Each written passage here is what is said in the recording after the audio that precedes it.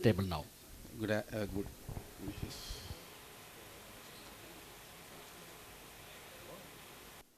Good afternoon to all of you. Just one second. Anyway, I think from a mind-boggling, basic science, which is very interesting and a lot of learning, I'm coming down to very practical thing. I hope, madam, I'm taking your time if you don't mind. Before going into the talk, just a small announcement. I request the chairperson to finish at least 5 to 10 minutes before, so that all of you can come to Hall A, so that we have a valedictory function. And also, there are about 6 textbooks for you in the lucky dip. Okay? So you stay there till the end, and then by 2 o'clock we'll leave you for lunch. No problem. So I request 10 minutes before that if you can come there, all of you. I think there's a lot of talk about the non-nutritive sweeteners, the sweetening agents, and then recent controversy that has happened, and really that is true or not is a big thing. So, what are the facts about that non-nutritive sweetness, and what are the fallacies that we have? This is very very practical. No, when a lot of people come and ask, can I use the sweetening agent? And a lot of people say that no, don't use this, don't use it. So many things. There are so many fallacies are there. Let us look into that, what is happening and what is why is it we need to use in moderation. The non-nutritive sweeteners is a thing that we'll discuss today. Now my presentation is going to be why the direct sugars, direct sugars can be a source of caloric intake, and then a sugar-free alternative can cut down the sugars, and whether it is beneficial, and are there any controversies, fallacies that we need to think about, and current status, what is happening with non-nutritive sweeteners, and I'll end with highlights. Now, sugars, definitely, but whenever a diabetic comes, they said, cut down sugar. That's what they say. It's a good thing to do that. Now, why is it we cut down the sugars? Is a major source of calorie intake. That's what is happening. If you look into the various sugars that we have monosaccharides, disaccharides, and oligosaccharides. Monosaccharides are basically monomers, and the usual source in our diet is that the glucose, the fruit sugar, the fructose, and galactose. These are the monomers. Look at the disaccharide, that is two monomers together, is that we have regular sugar that we take, sucrose, and lactose, that milk products, whether it is milk or even cheese, all this lactose and any other things. Now we look into the oligosaccharides, which that is many monomers are together, and that usually are available in syrups like fructose-rich corn syrups and etc., which we don't use much in our day-to-day life. Now, why do you need to cut down these direct sugars? When you are having extra calories, that usual thing is, common thing is that any extra energy that you take in is ultimately converted to fat, whether it is subcutaneous fat or even the visceral fat. Dr. Krishna was telling that if you want to not develop beta cell problems, you lose weight. That's what he said. So gaining weight is a big issue. That's what he also said about beta cells. So if you wanted to, one of the things that we can do is that if we can avoid direct sugars, and then you can have some alternative sweetening agents, then probably you can do that. Because if you have high intake of free sugars, we can that indicates that it has got poor quality of nutrition and increase adiposity. Any extra energy is going to be adiposity, and then once you have obesity, then you develop all the metabolic syndrome and diseases as well. So it's always better to reduce to certain extent. Even WHO recommends what it recommends is that the direct sugars should be less than 10% of the total calories that you take in a day. And if we can reduce it to less than 5 grams, that would provide additional health benefits. And American Heart Association says that limit sugars, direct sugars, to not more than 6% of your total calorie intake. That is even for a non-diabetic population, not just a diabetic population. Now, there is a tremendous increase in consumption of sugar in India as well. If you see that compared to 2000, we were taking about 22 grams per day. It has gone up to 55 grams per day in 2010. And of course, with all the other dietary changes that are happening that in our country, with hardly cooking at home, lot of Swiggies and Zomatos and other things. I'm sure in 2024 it have been doubled further actually. Sure, definitely. So it's a big source of energy intake. Now just look at the small things like for example, you take that some kesari. That's what we do regularly in our in every functions and other things. Kesari, you see that just half a cup of kesari has got 320 calories. That's mainly because of sugar in that. And then if you look into things like even chickpea, that peanut chickpeas, you can see that 2 chickpeas has got so much of calories. We don't realize such things actually. And a small piece of chocolate, milk chocolate, has got 104 calories, 25 grams. So this is the amount of sugars that we take day in and out. We don't realize that we are taking so much. So we need to avoid all those things. Now, can this, nutrition, that is the sweetness agents, sweetening agents, it can be an alternative to cut down these added sugars which can create havoc in metabolic syndrome. Now, if you look into that, saccharin was the one which is first in 1879.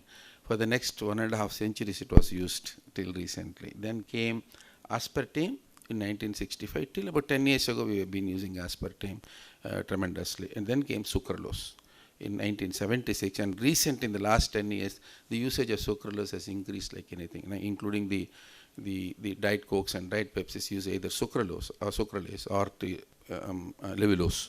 These are the two things they used. So I will discuss more about stevia, which has been there for 1930, but only in the last 20 years stevia has been used. It has been there for more than a century, but more usage in the last 20 years or so. So I will limit my talk today on stevia, aspartame, and sucralose, which are more available in our country, and then most of the people use these 3 products. Now, if you see that the stevia, if you see that steviol glycoside, that is purified from glycoside, is metabolized as steariol and excreted in urine as and steviol glucuronate. Now, if you look into the aspartame, metabolized and it is consisted of amino acids and methanol. And if you look into sucralose, minimally metabolized, excreted without any change. So these are the difference of metabolism of all the 3 molecules that we think about. Now, the thing is that how much to use. A lot of people come and patients will come and ask us, sir, how many tablets I can use, how much of spoons I can use this non-nutritive sweetness. Then there is one thing called as what is called as acceptable daily intake, that is ADI. And then there is also no observed adverse effect level. Now, you just say that in the experimental stage, you come with a quantity where adverse effect can start. Usually any drug or anything that you take, the side effects are basically of dose dependent. Am I right? Dose dependent. So you can calculate in the studies that have been done, what is the quantity that can be not give any adverse effect, and divide it by 100. And that is what is called as acceptable daily intake. Very simple, So 100 times you are bringing it down. So once you bring 100 times down, it can be very safe, definitely. So we can see that steviol glycoside is 4 milligrams per kg body weight, aspartame at 40 milligrams per kg body weight, and sucralose 5 milligrams per kg body weight. This is the daily acceptable. In fact, we don't take so much. In spite of that, unless people take from morning till night, they keep on taking sweetening agents and sweetening drinks and other things.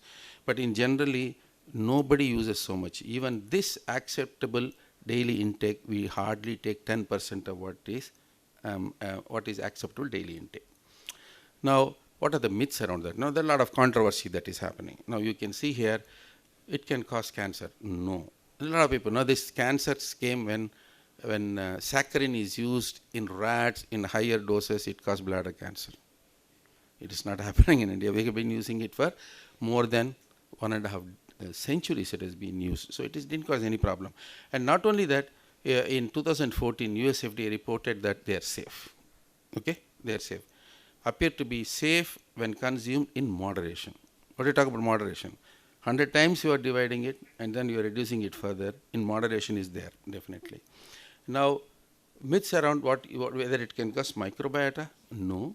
There's a lot of discussion about that, but it's proved that it doesn't disturb the microbiota. Madam was asking about microbiota, gut microbiota. It doesn't disturb.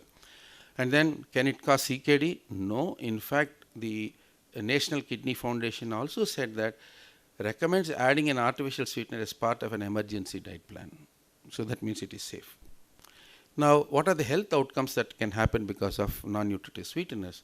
One thing is weight reduction. Is it possible? And one, what is an effect on the glycemia, hyperglycemia? Can it help in management of diabetes? That's one thing. And then prevention of dental caries. These are the three things that we can think about.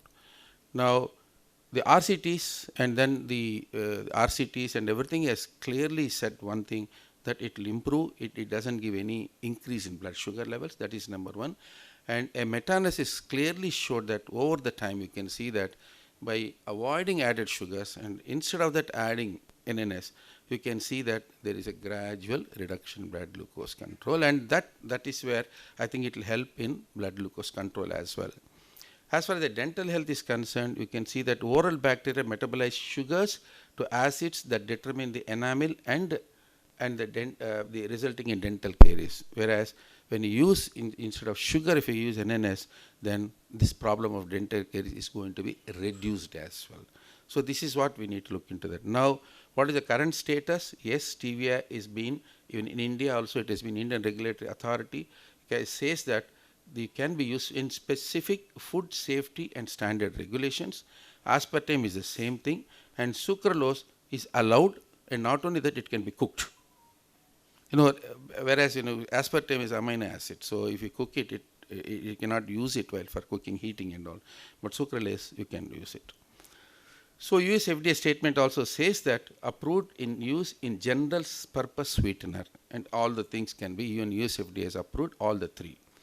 Now, American Diabetic Association and as well as American Heart Association has came out and said substituting sugar sweetened beverages with NNS beverages might help to reduce the increase in blood glucose levels associated with high intake of sugar sweetened beverages. They take from morning till night, they keep on drinking. An American way of looking into that, Pepsi, Cokes, they keep carrying it actually. Now it's reducing now there also.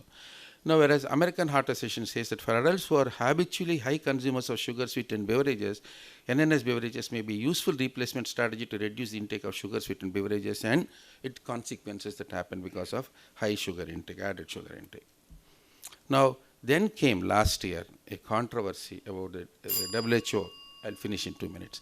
And they came out and said that it can cause so many other problems. But from one study from France, that says that they're taken into consideration that it is supposed to increase the cardiovascular disease and other things. But what is happening is that it has been, the evidence that has been is very low. That is number one. Number two, in these studies, the study that has been done, there have been a regular intakers of the sweetened agents too much. ADI, more than ADI that were discussed about that, and continuously they keep taking so much of time. But we need, our people take only in a coffee and tea. We can use it. Very, very moderation amount that you take. And then it is also said that further research is needed to determine whether the observed associations are genuine or the result of reverse causation and residual confounding. So it is not very clear, but it has been, statement has been done. And so that we can see that if you do it in moderation, it is safe by most other people. So let us not worry about that. Use it in moderation, not too much. If you go beyond ADI, it's a problem. Less than ADI, it is not a big issue. Now, this is about NNS. Now, we know that there are trace elements have got a great role in metabolism. That is, for example, chromium. Chromium is a very, very micronutrient. In fact, I'm very interested in micronutrients as well. There are some good micronutrients or bad micronutrients. One of the good micronutrients is chromium. It came about 20 years ago that chromium picolinate was used in many purposes, and somehow it died later on. But the thing is that if you look into the chromium insulin action, it has got a great action on the insulin receptor, and then post-receptor activity also, chromium enzymatic reactions. The chromium has got a greater role. By using chromium, it can improve the insulin sensitivity. It has got great evidence to state that. There's so many, thousands of patients have been done, and then chromium is supposed to be very good. So if there is anybody nutritionally deficient, then chromium can be used. Now, the question is, if you combine the NNS, which reduces the the intake of sugars and the problems that are caused. And if you add chromium to the NNS, maybe the benefits are going to, it improves the reduce the insulin resistance by using NNS, and by adding chromium, it can improve the insulin sensitivity. So what else you want? So you are reducing the insulin resistance and improving the insulin sensitivity. I think that probably is a very good thing that we can think about. So friends, let me conclude to say that India, as there is a tremendous increase, that's about 2010 data, 2024, in the last 15 years, it is definitely, it has gone up. The usage of, even the advertisements are the one which causes that. Take our children, that they're not at all thirsty, but the moment they see the ad, they'll say, I'm thirsty, I want that. This is usually happening. So high intake of dietary sugars has led to an increasing incidence of obesity and cardiometabolic diseases, including diabetes, hypertension, because they put on weight, and if you can reduce that weight by reducing the direct sugars, and it's going to be beneficial. And use of non-nutritive sweeteners is an effective strategy to replace dietary sugars and reduce sugar calorie intake, basically, to reduce the calorie intake. Any calorie reduction is going to be beneficial. Extra calories are going to be converted as adiposity. That's common thing that we say about. So clinical evidence suggests that NNS is effective in weight control, diabetes and prevention of the tooth decay, and UDT in moderation, and definitely you can use it. Thank you very much for your patience.